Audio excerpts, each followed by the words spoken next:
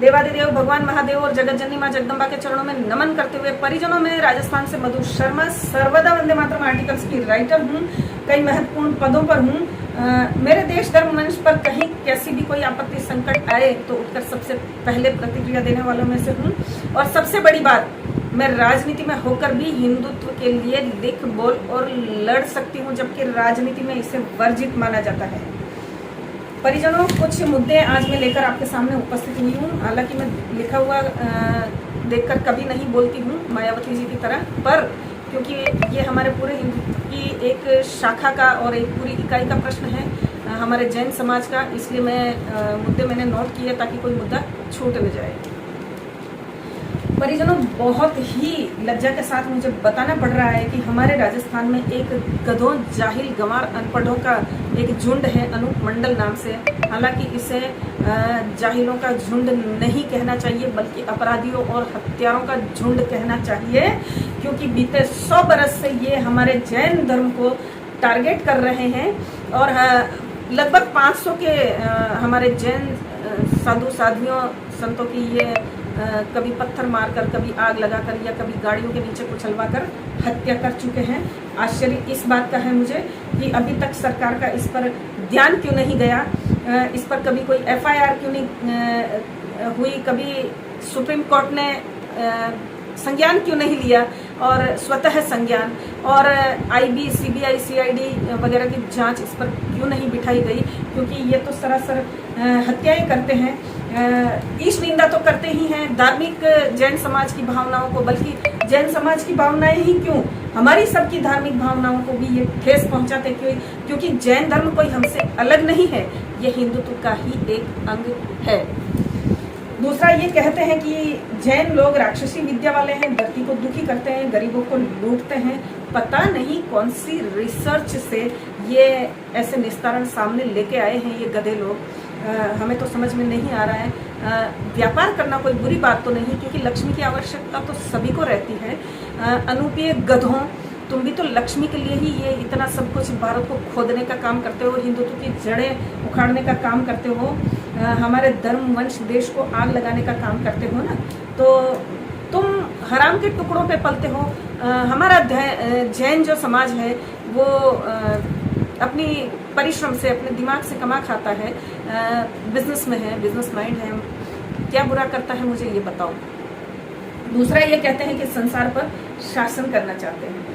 तो अनूपीय गधों, मैं तुमसे कहना चाहूँगी कि दिमाग किसी में भी हो, सबसे पहली बात दिमाग होना चाहिए, फिर वो कोई भी शासन करे, चाहे जैन करे, चाहे राजपूत करें, चाहे वैश्य करें, चाहे शूद्र करें, हमें उससे कोई आपत्ति नहीं है।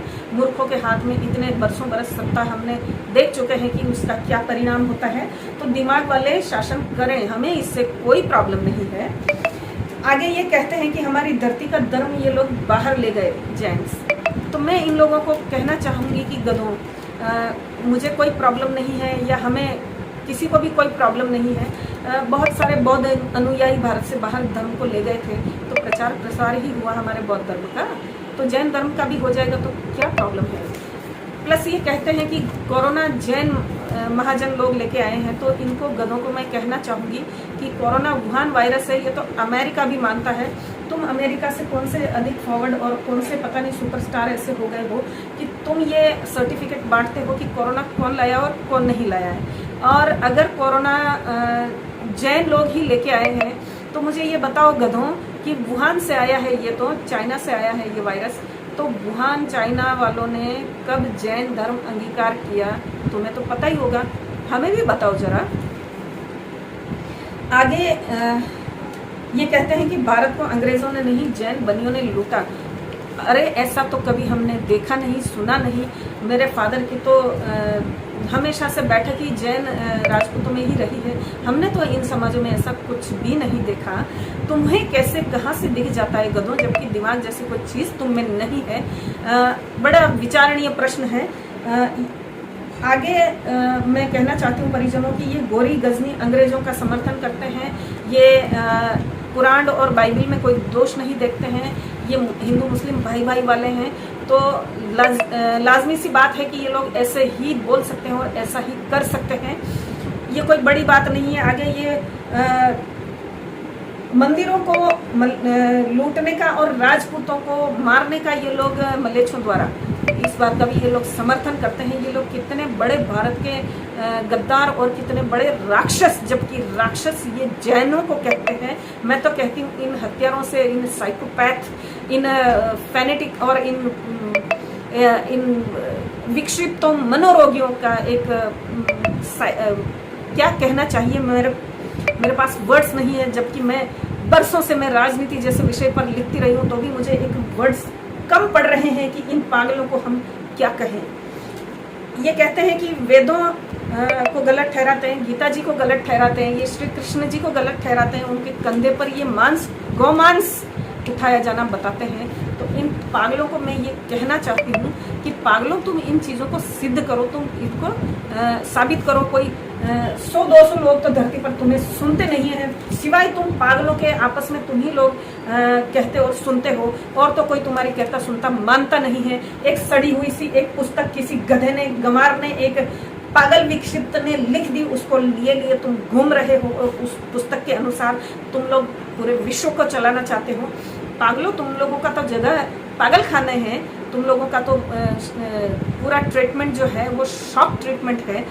कभी हमारी सिटी में आओ पागलों, शॉक ट्रीटमेंट्स द्वारा तुम्हारा बहुत बड़ा यहाँ पे हम स्वागत करेंगे। ये बरमुडा ट्रायंगल को जैन धर्म का हेडक्वार्टर बताते हैं। इन पागलों ने ये कौन सी रिसर्च कर ली, कहाँ कब जाकर वहाँ पे ये देख कर आए हैं, कब जाकर इन्होंने वहाँ सारा लेखा जोखा नाप जोख किया है, ये भी इन लोगों से पूछा जाना चाहिए। मैं सभी समाजों से हिंदुत्व के आह्वान करती हूँ ये कि जैन धर्म पर ये ऐसा कोई बुरा संकट ला रहे हैं, तो हमें संपूर्ण हिंदुओं को जैन धर्म के साथ हमें खड़े होना चाहिए। जैन हमारे ही हैं, हम ही जैन हैं। समय पड़ने पर ये हम अनुपीय गधों को कह देना चाहते हैं। और गधों, अनुपियों, तुम ये बकवास बंद कर दो, वरना जगह जगह तुम लोगों पर एक्शंस लिए जाने की डिमांड होगी। जैनियों को तो करना ही करना है, ये कर भी रहे हैं, हम भी करेंगे, ज्ञापन भी देंगे। और तुम्हारे लिए जो तुमको काबू में, कंट्रोल में कर सके, नकेल जो चीज़ डाल सके वो हम करेंगे। पागलों, हमारी समाज की इकाइयों को भांडना बंद कर दो, ये भौंकना बंद कर दो, ये इस तरीके से मानसिक पीड़ा में हमारे देश धर्म वंश को मत डालो, वरना हम तुम्हारी दुर्गत करेंगे। ये मान के रखना, ये समझ जाना तुम लोग। हर हर महादेव।